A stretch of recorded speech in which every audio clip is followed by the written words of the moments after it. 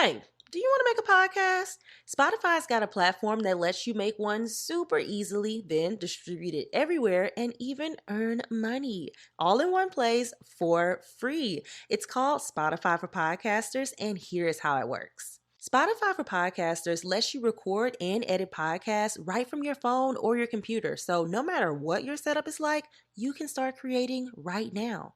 Then you can distribute your podcast to Spotify and everywhere else podcasts are heard. Video podcasts are also available on Spotify, and when you want to take your conversation with your fans to the next level, Q&A and polls are the best way to get them talking. With Spotify for Podcasters, you can earn money in a variety of ways, including ads and podcast subscriptions. And best of all, it's totally free with no catch. I've hosted my podcast on Spotify for Podcasters since day one, so I highly recommend you give it a try. Download the Spotify for Podcasters app or go to www.spotify.com/podcasters to get started today. Brooks Running has a new shoe for you runners out there. Did you hear that? Better turn up your volume. In fact, turn it up to the max. Introducing the all-new Ghost Max. It's got all kinds of things to make your knees and ankles feel protected, like Max Cushion, Max Soft Landings with DNA Loft V2 foam, and Max Smooth Rides with their Glide Roll Rocker. Feel better on your run with Ghost Max. Learn more at brooksrunning.com. This episode is brought to you by Seed's DSO1 Daily Symbiotic, a 2-in-1 probiotic and prebiotic formulated with 24 clinically and scientifically studied strains to support healthy regularity and your gut, immune, and skin health. Optimize your gut health. Visit seed.com/Spotify with code Spotify for 30% off your first month of Seed's DSO1 Daily Symbiotic. These statements have not been evaluated by the Food and Drug Administration. This product is not intended to diagnose, treat, cure, or prevent any disease. Healthy relationships are not something I grew up having access to. I've said in the past, I didn't have healthy foundational relationships to model my ideas and beliefs of how relationships should look. So, I've been on a very long but very rewarding journey over the last 10 or so years, learning, growing, and being redirected as I navigated romantic relationships.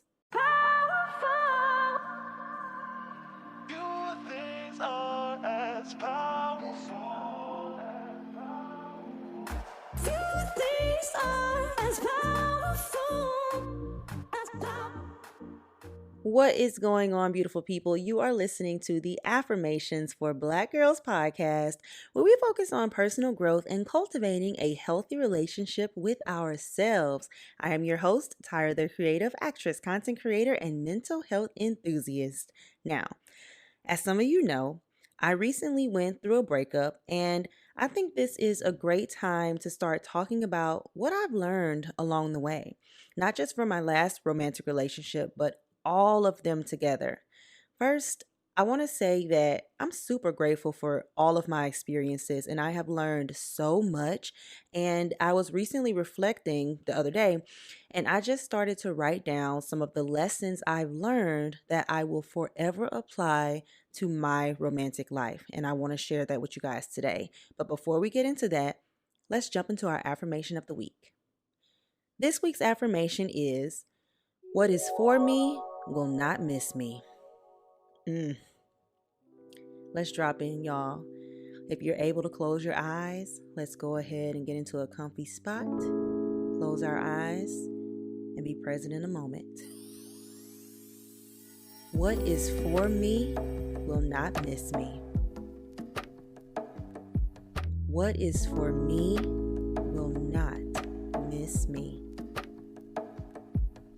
What is for me will not miss me. What is for me will not miss me. What is for me will not miss me. What is for me will not miss me. What is for me will not miss me. What is for me will not miss me. let's say it one last time together and really envision what that looks like, what that feels like to know what is for me will not miss me.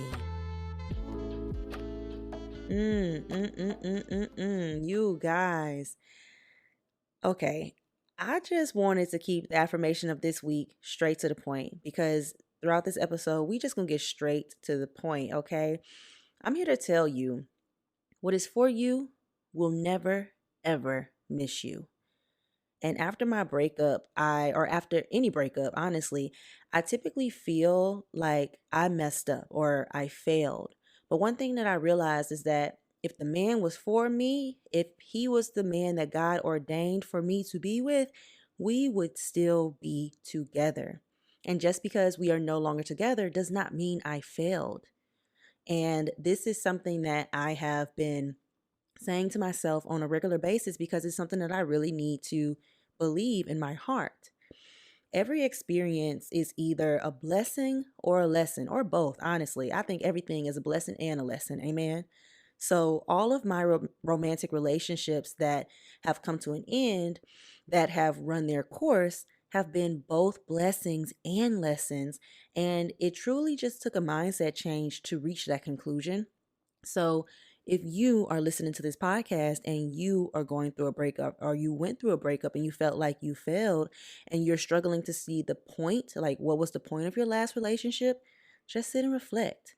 I'm sure you'll find out that you did learn something about yourself or something that you didn't want to deal with anymore, something that you wanted more that was not in your last situation. I guarantee you, if you sit and reflect long enough, you will learn something about yourself through that last relationship.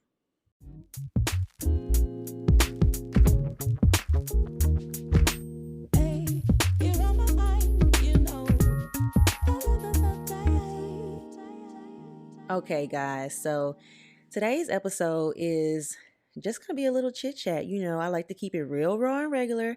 So I just took a couple of notes. I really just wrote down the things that I wanted to share with you guys that I learned. So, how many do I even have? I didn't even count them, Lord. 1, 2, 3, 4, 5, 6. 6 things my past relationships taught me. That's what I'm going to share with you guys today. And if you're asking yourself, like, Tyra, how you came up with these things, or I can't list what I've learned. I only know this stuff, y'all, because I journal and because I sit and reflect. And I really try to dissect the situations because, like I said earlier, I didn't grow up with foundational relationships. So I kind of went into this dating thing blind. And early on, I was a yes man, to be honest. If a boy liked me, yep, we can go together. You know, I didn't really have any standards. I didn't have a list of preferences. And over the last 10 or so years since I had my first boyfriend in high school, I've slowly started to build what my preferences are, what I want in a relationship, what my non-negotiables are. And if you're like, oh my gosh, I don't know any of that stuff, you do not have to have it 100% figured out. And if you do think you have it 100% figured out, you can always change what your preferences are. As we learn and grow, sometimes the things we want shift a little bit. So, no matter what side of the spectrum you're on, it's okay to change up what you want from time to time. And also learn more about what it is that you want through experiences with other people. So, the first thing I want to actually catch you guys up. So, I have been dating. I was about to say seriously, but not even. I had my first actual like boyfriend that my parents knew about in summer of 8th grade going into 9th grade. And we were together for 6 years, y'all. 6 years. So all through high school, all 4 of those years, and then 2 years of my college career.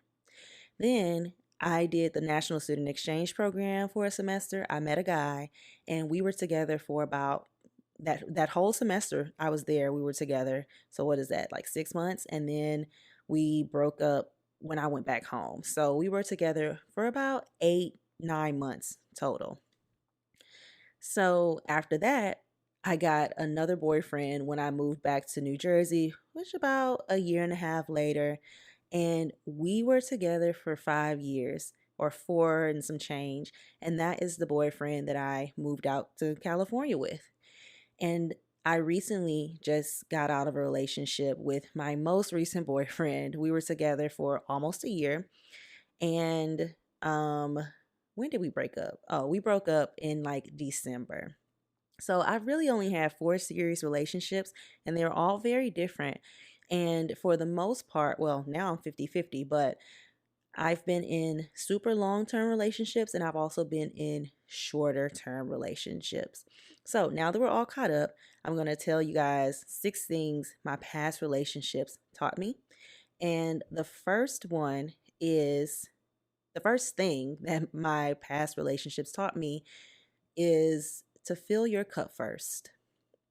Now, if y'all like to take notes on my podcast, take some notes, please, because I think that all of these things that I learned in my past relationships, they can be applied to everybody who's listening, whether you're female, male, whatever, anybody listening, these things can apply to. So, fill your cup first. I think this is one of the biggest things that I learned in relationship that I should be doing. And when I realized this is when I was with my boyfriend that I moved out to Los Angeles with. I started to kind of mesh into his life, and I was always worried about him. Now, the reason I was always worried about him is because we moved out here together, so I felt a sense of responsibility for his well-being, and we lived together. So his well-being directly affected mine. So it just became this codependent type of relationship. And something that he would always say is, your success is my success. And I really took that to heart, and I was like, okay, well, regardless of how it looks on the outside, Tyra, you have to be there for this man. Y'all are living together, all of this stuff, y'all. But what I realized is that I cannot give from an empty cup. I cannot worry about myself if I'm spending all my time worrying about this man. I cannot worry about his success if I'm not worried about my own success. And I only attributed that to other relationships and other aspects of my life. So I attributed his success was my success, but I didn't necessarily do that in other aspects of my life. Does that make sense? But anyways, I I was always worried about him succeeding. Like, it became the priority versus Tyra being her own priority, and that just ain't cool. And another portion of it was why I think I was in this relationship with the boyfriend that I moved out to California with, is because I 100% dated this man's potential. I was like, well, one day he's going to be this, he's going to be that. He's saying he has all of these hopes and dreams. I'm telling y'all now, do not date anybody's potential. You need to date that person with as they are right now. Think to yourself, if this person never change, if this person never grows, if this person always stays the same, keeps the same mindset, the same work ethic, the same beliefs about relationships, the same outlook on life, will I be happy with this person for the rest of my life? That's what you need to ask yourself. Because if I would have asked myself that in that relationship, we would have never made it to California. But also, that's why I say everything is a blessing and a lesson, because he pushed me to move to California. I was pushing my trip back, fun fact. So I am grateful for that relationship. But I was 100% dating his potential. And because I was creating this idea of him in my head, I wasn't worried about filling my own cup. I was like, well, I'm going to put in all of these work hours now on this relationship, and then it'll be fine in the future. And that is one of the worst things that you could possibly do. Other than that, when I say fill your cup first, in that same relationship, I didn't really do for myself. I was like, okay, we're in this thing together. And I kind of just let him take the lead on the things that we would do, and I would really want to like bond and spend time. So I was like, okay, well, he don't really want to do X, Y, and Z. We're going to go and do things that he likes to do. So I was constantly giving in that way, and I wasn't doing the things that Tyra loved to do. So if you are wondering how you can fill your cup in a relationship, what are you interested in? What who were you before this relationship? What types of things did you like to do? You are still an individual even when you're in relationship with another person, and that's what makes relationships work. That's what drew that person to you, you being who you were.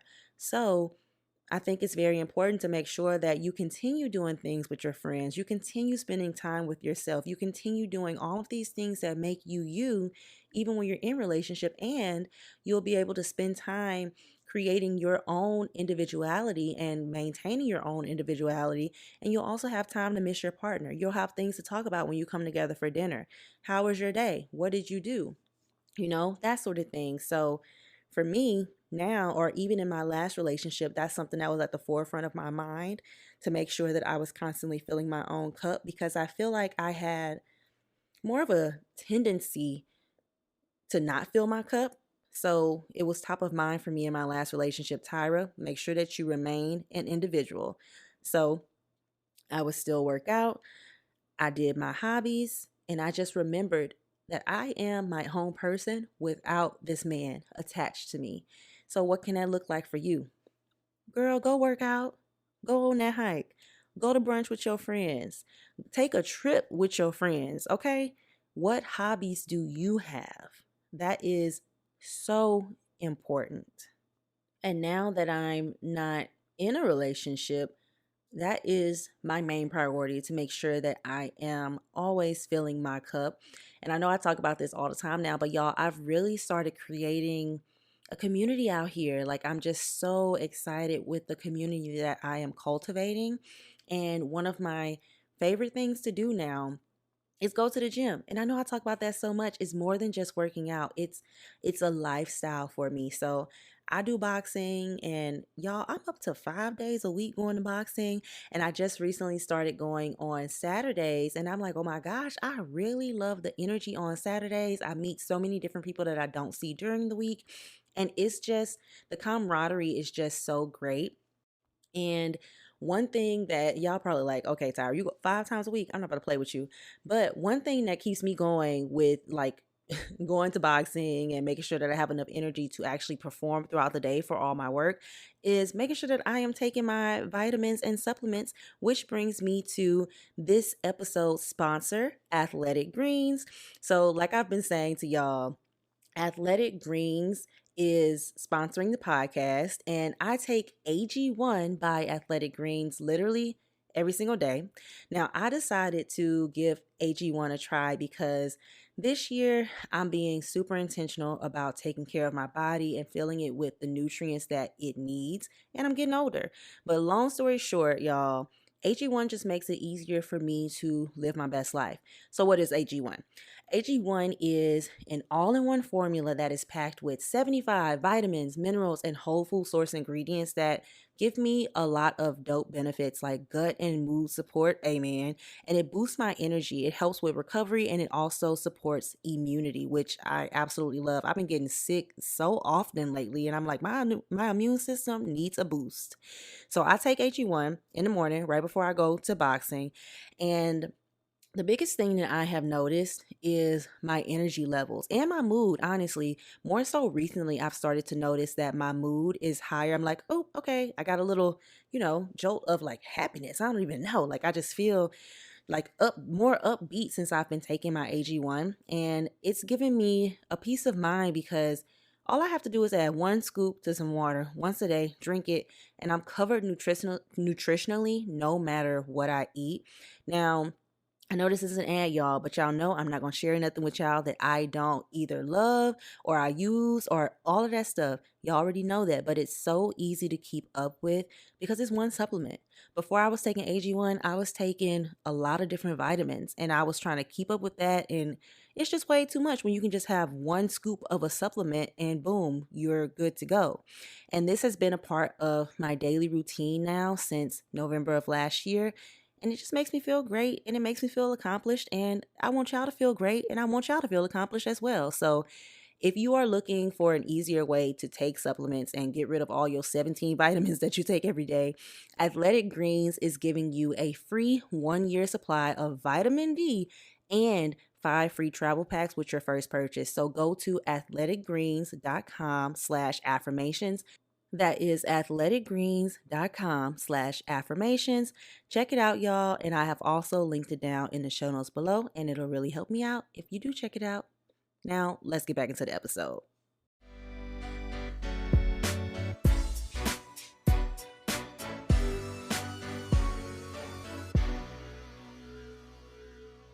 The second thing that I learned from my past relationships, and this one has stuck with me, y'all, is you are responsible for your own closure. Now, this came about when I was living in New Jersey. I had finished college and I moved back to Jersey for a boy, and we had already broken up. But in my mind, I was gonna marry this man. Like, y'all, I don't know. I don't know why my faith was so strong in this, but I really thought I was gonna marry this man. And we never ended up getting back together. And I was just so sad for such a long time. And one day I was sitting in my apartment in Jersey, South Jersey, and my line sister called me. I'm a Delta. If you guys don't know, I'm a part of Delta Sigma Theta Sorority Incorporated. So we have line sisters. So my sorority sister called me and I was just feeling a little down. So we just started to talk, and I will never forget what she said to me. So I was just telling her, I'm sad. I don't have any closure from this. I just feel like I'm waiting on him to come back. Like, he hasn't said anything to me, all of this stuff, And at this time, I'm probably 22 years old. She said to me, "You don't need closure from him." Think about it like this. You wanting closure from someone else is like you staring at your front door sitting wide open and waiting on somebody to walk up to your front door and close it for you. And when she said this to me, I was sitting in my living room and I started to look at my front door and I started to envision just how wild that actually is. And that has convicted me till this day. Your closure is your responsibility, nobody else's. Our peace of mind and ability to move on should never be in someone else's hands. We tend to need some kind of closure when there has been an end to a significant piece of our life, but you are 100% in control of that. And here's the thing. You may say, okay, but if they don't say anything to me, how can I get closure? That is your closure. They don't deem it necessary to talk to you. No answer is an answer. Silence is an answer. And that's something that I've had to wrap my head around. But I will never forget when my line sister India told me this. It has changed my life forever because I did not know that's what closure was. I was waiting to have a closing conversation with this man when honestly he don't owe me that. If you're being completely honest, he don't owe me anything. Nobody owes you closure. Nobody owes you a conversation because everybody got their own stuff going on. You never know what demons these people are fighting. You never know what they got going on in their mind or in their actual life. And it may just be a situation where it's too overwhelming for them or it's triggering for them, whatever the case may be. And that also doesn't matter for you. Like, don't take what I'm saying about their life and say, okay, well, I might, give it some more time. No, that's not what I'm saying. What I'm saying is there are reasons that people don't want to have a conversation for closure, but that ain't none of your business. It is your responsibility to close that chapter of your life. It is your responsibility to give yourself closure. It is your responsibility to say, okay, no answer is an answer. Okay, I understand. Okay, I see that this is over. Okay, moving on to the next. That's 100% in your ballpark. And moving on, to number 3, I learned that it's okay to lean into your femininity and let your guard down. Now, remember the relationship that I was telling y'all about when I moved out here to LA? So, one of the biggest things, let me set the scene for y'all who don't know.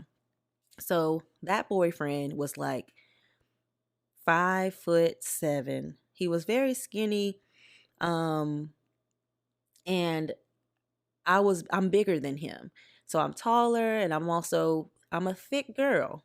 So just from physicality alone, I felt like I was more so the man, because in my head, like, the man is supposed to be like, bigger than you, all of that, all of that stuff that don't really matter.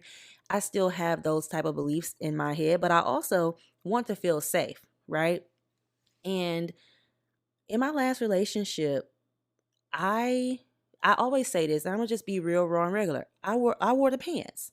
I wore the pants in the relationship, and it wasn't by choice. I didn't say, "Hey, I want to wear the pants," and we didn't have a conversation saying, "Okay, you're gonna wear the pants." We didn't have that conversation. It just kind of happened that way, and some of the reasons why it happened that way, um, when we moved out to California, the lease was in my name. I paid the deposit on the apartment. I paid the rent most of the months until he started making enough money to be able to pay half of the rent. And it kind of just kept trickling over in that way. I kind of felt like I was taking care of this man. And obviously, it takes two to tango. So it was partially my fault that I was allowing this stuff to happen. But that started to make me feel more masculine. That started to make me feel like I needed to live in my masculine. And this was subconscious. I wasn't saying this outwardly. But I remember one day, after we stopped living together, but we were still together, he was over at my apartment, and he said to me that, "I think you're too masculine. I think you should, be a little more soft, a little more feminine." And I took offense to that when he said it, because I was like, how am I not feminine? I'm a woman. And after reflecting on that situation, here's the thing: there has to be space and opportunity for a woman to lean into her femininity. Because one thing about us, if we need to lean into our masculine to take care of stuff, we gonna do it. So I never got the opportunity to have this conversation with him, because we broke up before I started to reflect in this way, because I really did take it to heart. I thought he was saying that I was acting like a man, but what he was saying was, I'm more masculine presenting in this relationship, in terms of I am the provider, I am the leader, I make the decisions in the relationship, versus being soft and nurturing and more feminine. And the reason that this was because obviously I was providing, I was doing all of these things, I was making the decisions and whatnot. But I started to reflect on that after I got out of that relationship. And I was just like, well, I'm going to be who I got to be. I'm going to always get stuff done. Tyra going to always take care of Tyra. And sometimes that means that I'm going to be a little more masculine. Sometimes that means I'm going to be wearing the pants. And I'm not talking about in relationship. I'm talking about in general, because every person on this earth has masculine and feminine energy. And it's just like, more masculine traits are like, the provider, providing support and that sort of thing, whereas the feminine is more soft and nurturing and non-combative type of things, if you wanted to have like some words to put around it. But in addition to that, once I got into my most recent relationship, I just felt safe. He really provided me with the space to be feminine. He was more of a leader.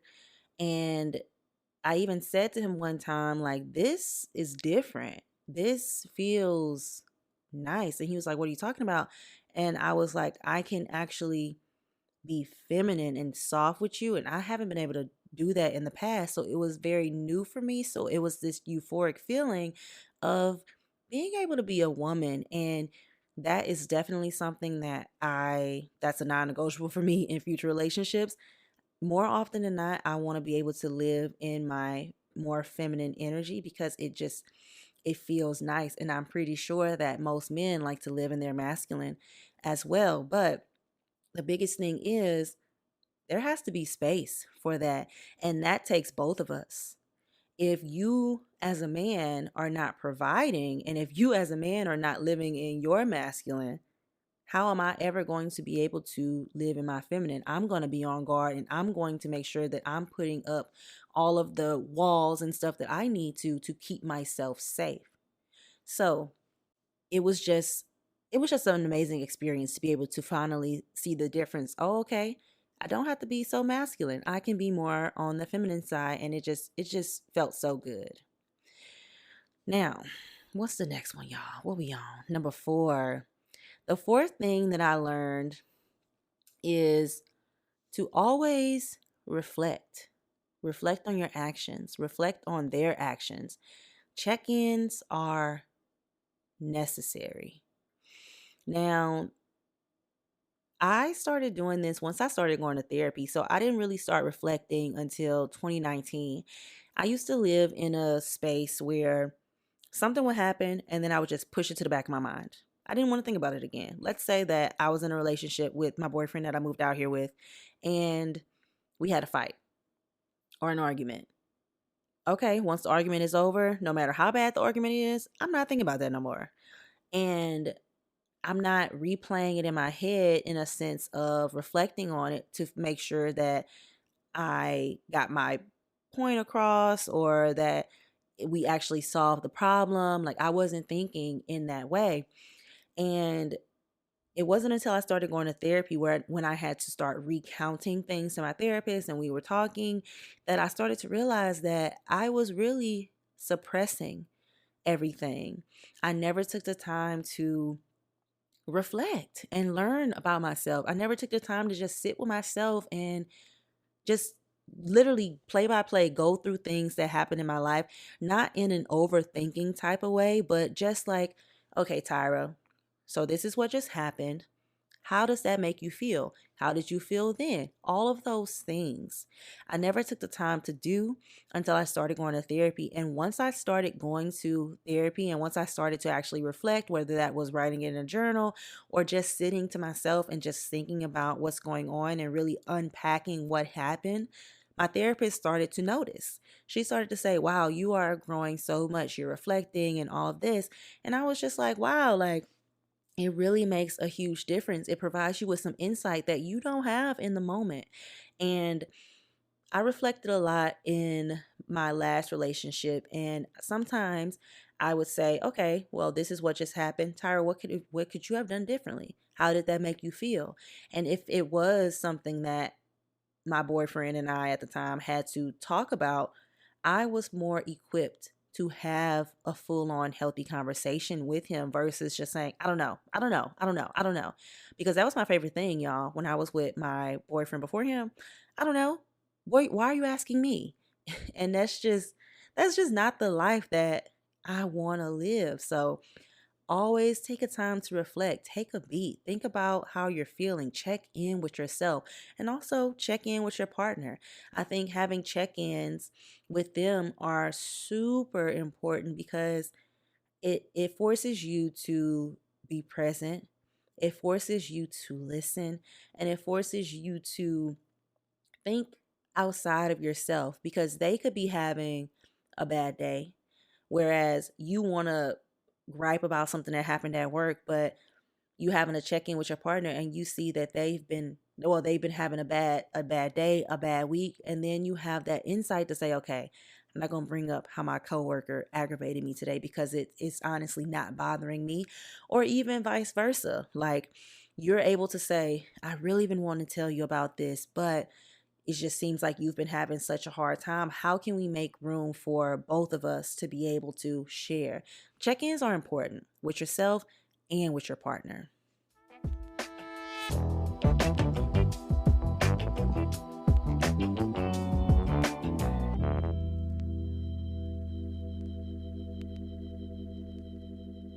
Ooh, this is a big one, y'all. The next thing, number 5, the fifth thing I learned, y'all write this down, especially in this day and age. Your relationship is your business. You are not obligated to share it with anyone, especially when you are in a fight or having a disagreement. So, the biggest thing that I want to say about this is privacy and secrecy are two different things. And in my relationship, when I first moved out to LA, I really felt like he was trying to be secretive. Like he didn't want to, you know, post me on his Instagram. Like if we're out together, he would post that he was out, but he wouldn't post that I was with him. And that I don't really like that because it wasn't always like that. Let me give you the full story. So it started after we had been out in LA for about 2 years. He would start to do that. And whereas in the past, when we were together, selfies, posting it, like it was just normal. So it started to change a little bit. So I felt like he was being secret and he was just saying that it was a privacy thing. And I was like, it don't seem like a privacy thing because when you're in these type of situations, you do share these same exact things. So it just don't make no sense because people already know we're together. We've been together for 3 years.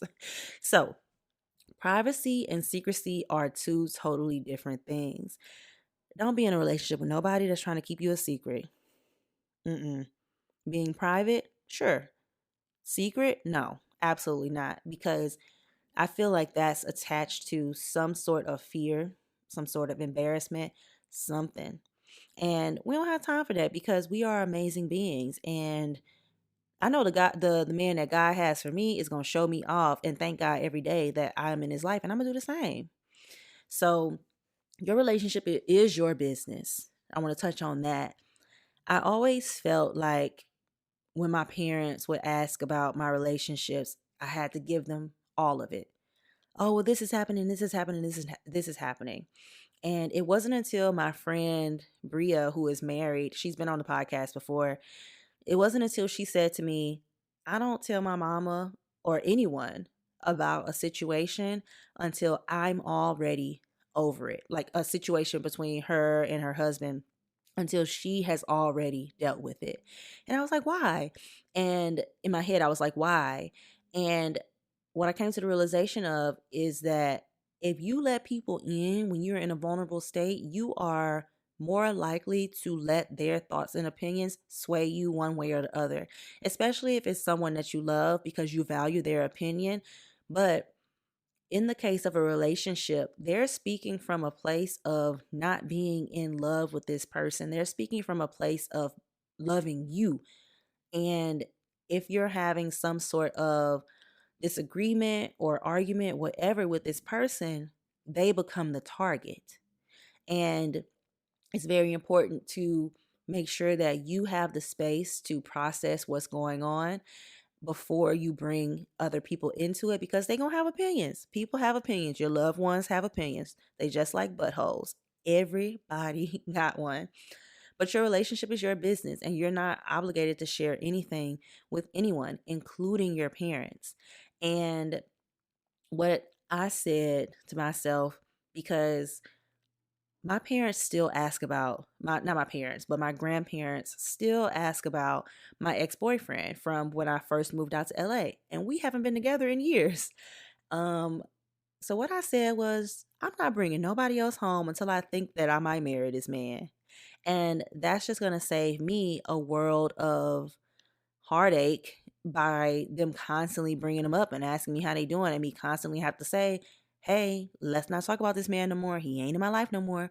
So you're not obligated to share with anyone. I always felt like I had to bring these men home and, get them to meet my family and all of that. But nowadays, Tyra ain't doing all that. Now we are finally at our sixth thing. This is a doozy. This is one that is so hard. It's so hard. Let me just share it with y'all. So the sixth thing that I want to share with y'all that my past relationships have taught me is that you cannot change things by loving them harder. And this is why I say foundational relationships are so important. Healthy foundational relationships are so important because they help you build the idea of what love is. what love should look like, what love should feel like, how you should show love. And I think early on, I built an idea that loving someone harder will make them stay, or showing why I'm worth it will make them stay. And I know that that stems from my childhood trauma, my abandonment issues, and things like that. But you can't. You simply can't. And that is something, I'm going to be real transparent. That's something that I tried to do in my last relationship. He said that he needed space to focus on himself. I said, well, I want to be there. I'm great. All of these things. I said all of this to this man, and I just felt so, how did I feel? I felt so powerless over it because I did love him. And I know that I was a good girlfriend. He never said that I wasn't a good girlfriend. And he said it's not me. He loves me, but he needs to focus on himself. So it was never the fact that I wasn't good enough. He just really needed to focus on himself. And I was over here saying, I can try harder. I can be there. I can do this. And that's just not what you want to do. You're going to end up hurting yourself so much more. The first time somebody tell you something like that, listen to them, because you're just going to cause yourself more heartache. You're going to cause yourself a longer healing process than just taking it for what it is right then and there, because you can't change that. It's up to that person to change that. And I made this mistake plenty of times, not just in this last relationship, but I have realized that that is the biggest mistake I've made in all of my relationships. I've begged all of my boyfriends to stay with me. I have. And I'm going to be transparent. I have begged y'all. And it's always just caused me more heartache. So that is something that I'm personally working on. Like I said, it's attached to my abandonment issue. So I'm working on that through therapy as well. And I will always try harder and harder when I felt unloved, instead of knowing that this situation just no longer serves my highest good. You cannot change things by loving them harder.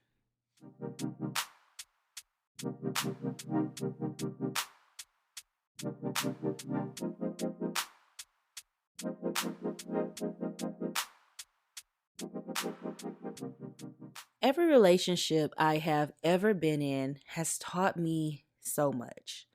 I've learned more about my triggers, what truly makes me happy, what is insignificant, and what my non-negotiables are through these relationships. I will say, I often thought I stayed too long in a few of my relationships, but the truth is, you have to be sick and tired and ready to make a change in order to never do it again. You have to make a move when you are clear, and that's what I did. So if you are in a relationship and you are saying to yourself, man, I think I'm staying too long, think about why. Why do you think that? Explore that. But for me, I was paralyzed in fear. I was paralyzed because I didn't think there was anything better for me beyond this relationship. I felt that I had to make it work. And this is why healthy foundational relationships are so important. They help you build a framework around your relationship, your relational beliefs. I felt like I had to start from scratch with romantic relationships. And that's just how the cookie crumbled. And I decided to take it upon myself to create the life I wanted and make sure I learned from all of my romantic experiences and get to know Tyra a little more each and every day. Because what is for me will not miss me. But I want to be ready to receive the fullness of all that God has for me when it does come my way.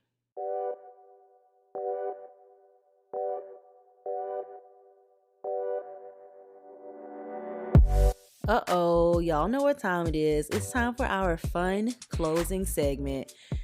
Whew, maybe I need to take out the word fun. I don't really know. But y'all, today we are starting something new. So like y'all know, I just recently went through a breakup. So that means a reflection phase for your girl. So I bought the self-reflection deck from We're Not Really Strangers. Y'all already know I love We're Not Really Strangers.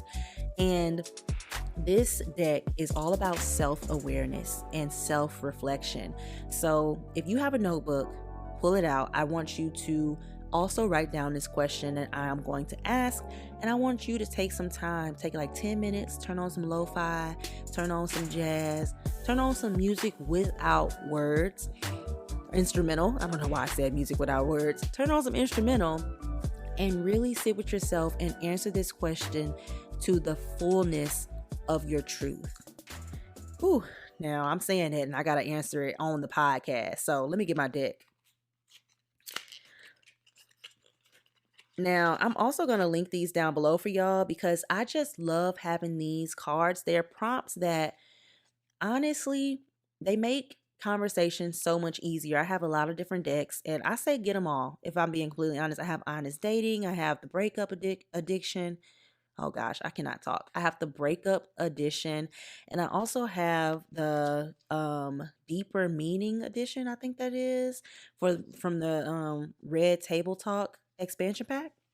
So we're gonna pick one. Okay, I'm just gonna pick a random one out of the deck. Let's see. Okay. Ooh, what do I dislike that most people love? What do I love that most people dislike? Oh gosh. I guess I would say, what do I dislike that most people love? Okay. I think a lot of people love reality TV. I despise of it. I hate it all. I don't want to watch none of it. It makes me want to gag. I hate it. I hate it. I hate it. I hate it. I hate it. I hate reality TV. And the reason I hate reality TV is because it's not reality. And it's typically showing people in a distasteful way. And it's just not something that I see myself in. It's not something that I see myself watching. I don't like to immerse myself in drama.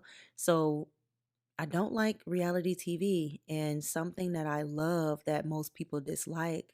I don't necessarily know if most people dislike this, but I know a lot of my friends don't like it. But I love to ride in my car in silence.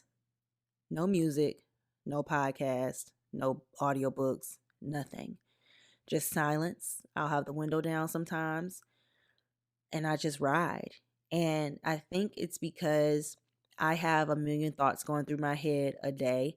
And when I'm driving, I'm focusing on driving. So I'm a little more focused and alert, but I can quiet my mind in that way. I feel like music and all of the other stuff just creates so much mental noise. And when I'm driving, I just prefer it to be quiet, even if there's people in the car. Like people, I think people turn on their radio and stuff because the silence is like awkward. No, I love it. I absolutely love it. And my friends are always like, can we listen to some music? And I'm like, why? Like you're not enjoying this? So that's what I would say.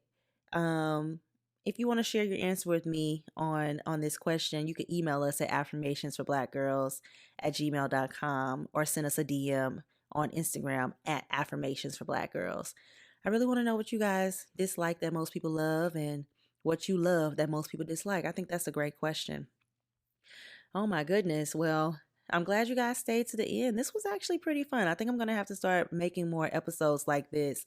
Down below, I do have a link to a community forum where I ask a few questions about the podcast. Like if you like the podcast, what would you like to see on it?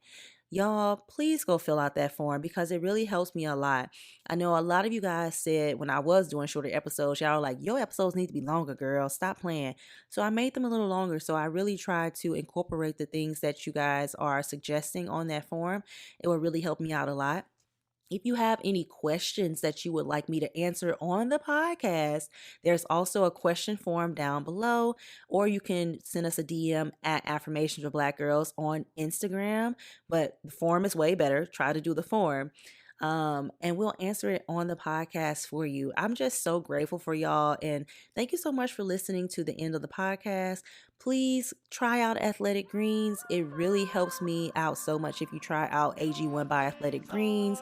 The link is down below as well, and you'll get 5 free travel packs. And that's all I have for y'all today. So make sure you join us again next week, and make sure you subscribe, rate, review the podcast, follow us on Instagram and Twitter, and follow us on YouTube. We have episodes coming out on YouTube soon. So this was Affirmations for Black Girls, and I will see you again next week.